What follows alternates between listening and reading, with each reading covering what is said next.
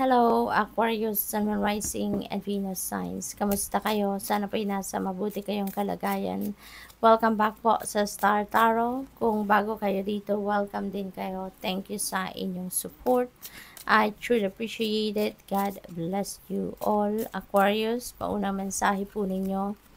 I crave birth or conception of a child or enterprise. Ayan. So, this is really beautiful news coming your way kasi meron ditong manganganak, no? Siguro meron kayong mababalitaan na manganganak.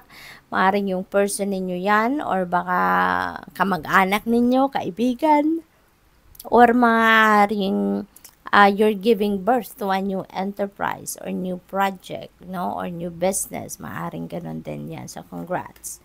We have Mule. Someone is extremely stubborn and unwilling to change. Naku. May stress siguro kayo dito sa tawag ito. Sobrang sutil. Kahit ano sigurong advice na gawin ninyo dito ang tawag dito, yung pagpapalinaw ng kanyang isipan. Ako, wala. Baka hindi ito nakikinig sa inyo. Baka ano pang tawag dito,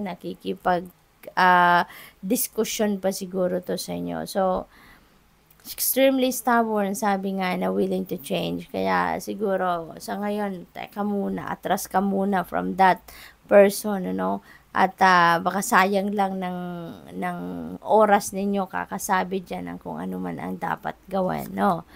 We have announcement. Ayan. So, this could be a good one, no? This could be a good one. Maaring announcement yan related sa trabaho ninyo, related sa promotion ninyo, or maybe, no, yung announcement na to is announcement of this, no, na baka merong manganganak, merong magbubuntes, no, or merong bagong negosyo, no, o kayong itatayo, maaring yan yun.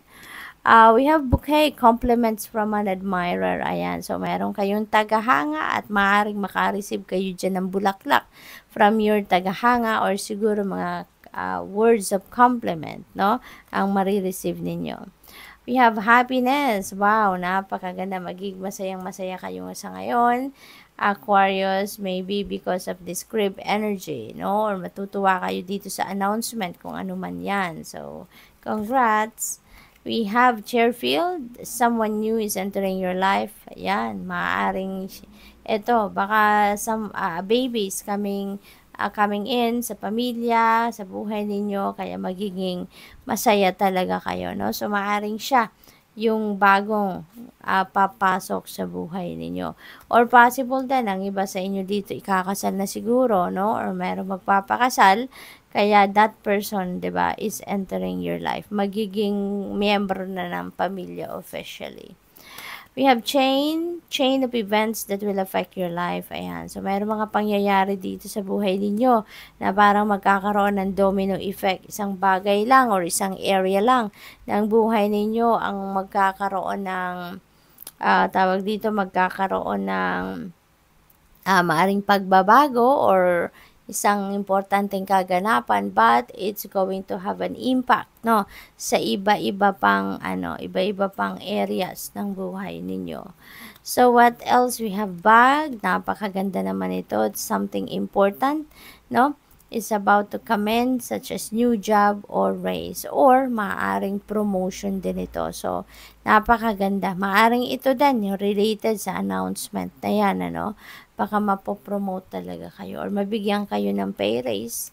We have diamond. You'll be receiving a gift you're receiving or giving a precious gift. So, maaring kayo yung makakatanggap nito or maaring kayo yung magbibigay, 'di ba? So, yung pay raise na yan could be considered as a beautiful gift, a precious gift, or yung promotion na yan, 'di ba?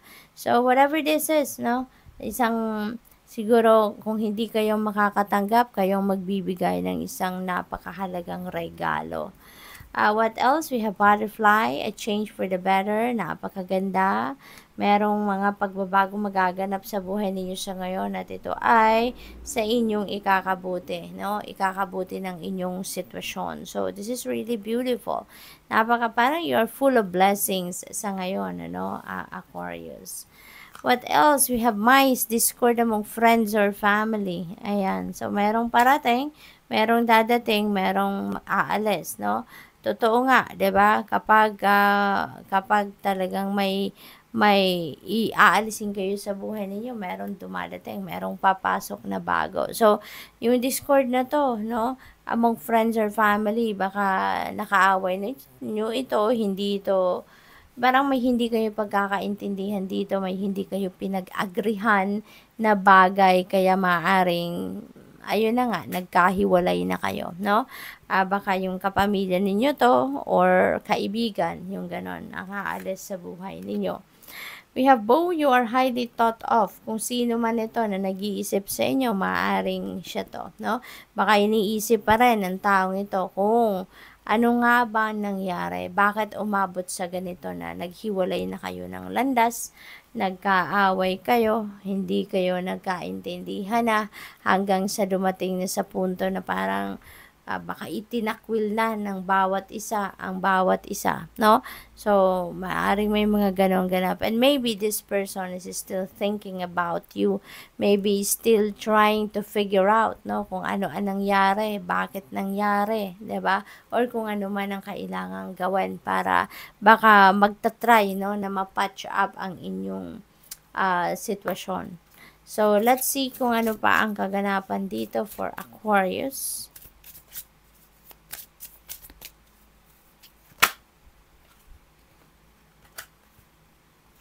We have angel number 1234. There is good luck. So, swertihin din kayo sa kayo, no? So, sabi dito, there are spirit guides na maaaring nakabantay sa inyo, tumutulong sa inyo, guiding you and protecting you at this time. There will be progress, no? So, which is good. There is justice. Justice will be served. Structure, systems, processes, conditioning, and rules.